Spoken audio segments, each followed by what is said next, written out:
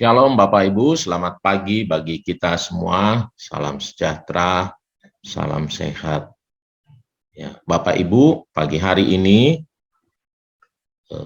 firman Tuhan yang ingin kita renungkan, ya, saya ambil dari 2 Korintus 5 ayat 11 sampai 15 ya. 2 Korintus 5 ayat 11 sampai 15. Saya bacakan untuk kita semua. Kami tahu apa artinya takut akan Tuhan, karena itu kami berusaha meyakinkan orang. Bagi Allah, hati kami nyata dengan terang, dan aku harap hati kami nyata juga demikian bagi pertimbangan kamu.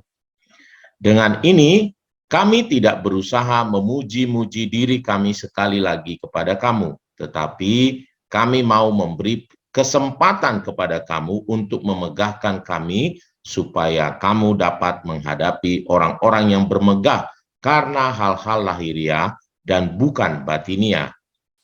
Sebab jika kami tidak menguasai diri, hal itu adalah dalam pelayanan Allah, dan jika kami menguasai diri, hal itu adalah untuk kepentingan kamu. Sebab kasih Kristus yang menguasai kami, karena kami telah mengerti bahwa jika satu orang sudah mati untuk semua orang, maka mereka semua sudah mati. Dan Kristus telah mati untuk semua orang, supaya mereka yang hidup tidak lagi hidup untuk dirinya sendiri, tetapi untuk Dia yang telah mati dan telah dibangkitkan untuk mereka.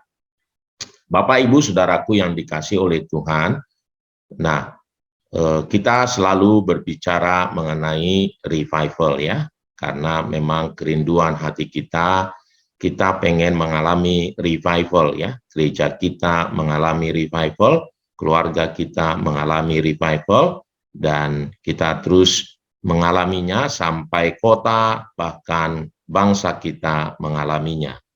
Nah, tetapi pagi hari ini kita mau coba belajar dari bagaimana Rasul Paulus mengalami revival itu. Ya, apa yang menjadi penggeraknya?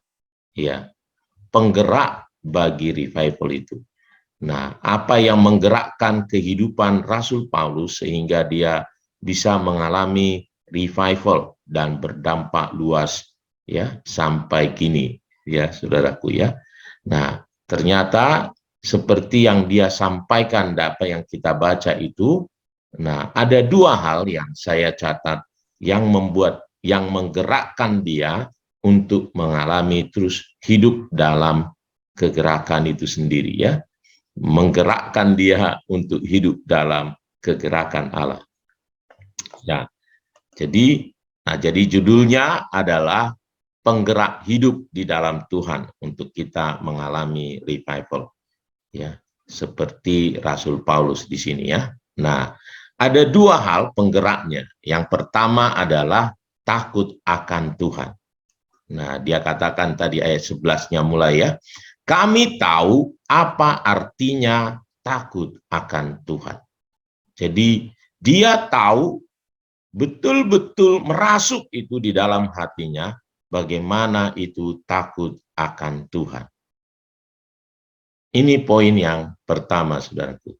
Nah, banyak orang, banyak anak Tuhan mengerti takut akan Tuhan, ya, tetapi tidak terlalu, saudaraku, dia terapkan betul itu takut akan Tuhan. Nah, kalau Rasul Paulus, dia katakan itu, kami tahu apa artinya takut akan Tuhan. Nah, apa itu? Nah, ini saya buat di bold yang warna kuning ya. Dia takut akan Tuhan, artinya berarti hati mereka, hati Rasul Paulus itu nyata dengan terang, tidak ada yang tersembunyi.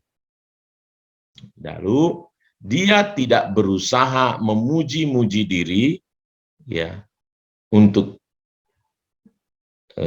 meninggikan diri, dan katanya menguasai diri.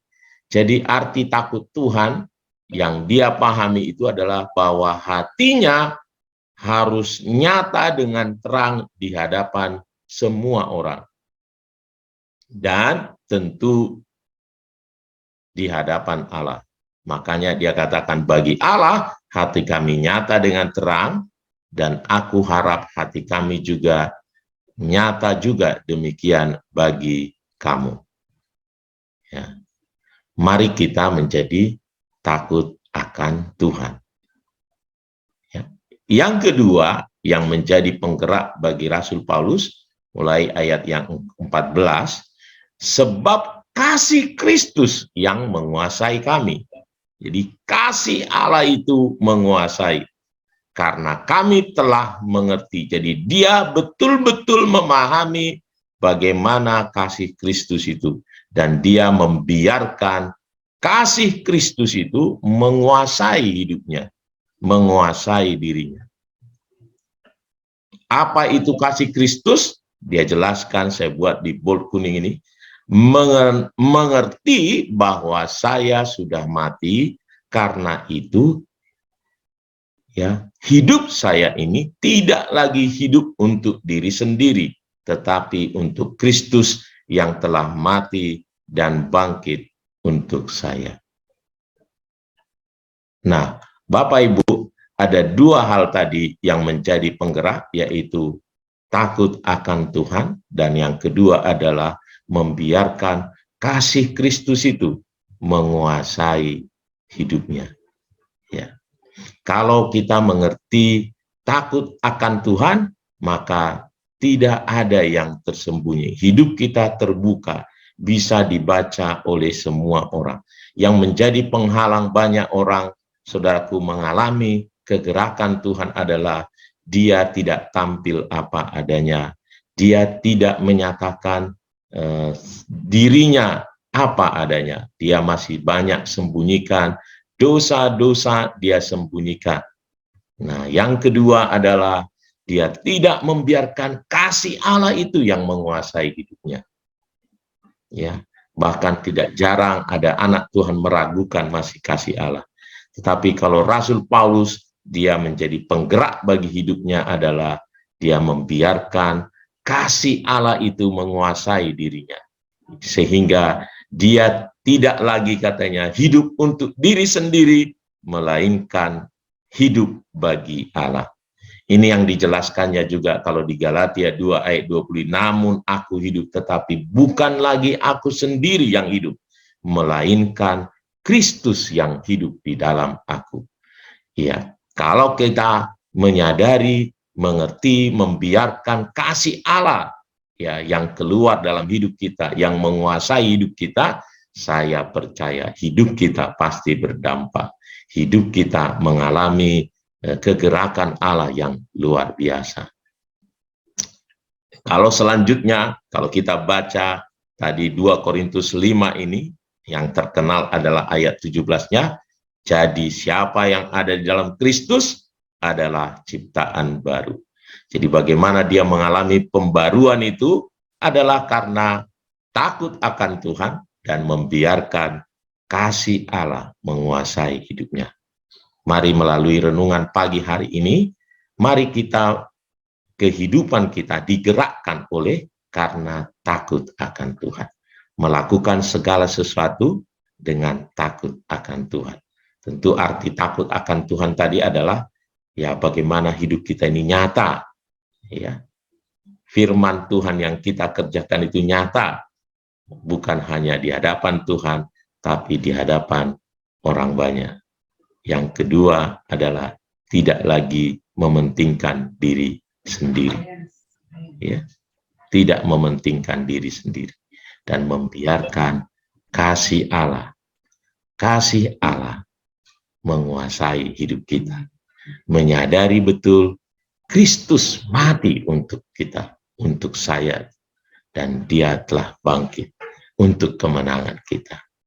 Tuhan Yesus memberkati kita semua. Mari kita berdoa.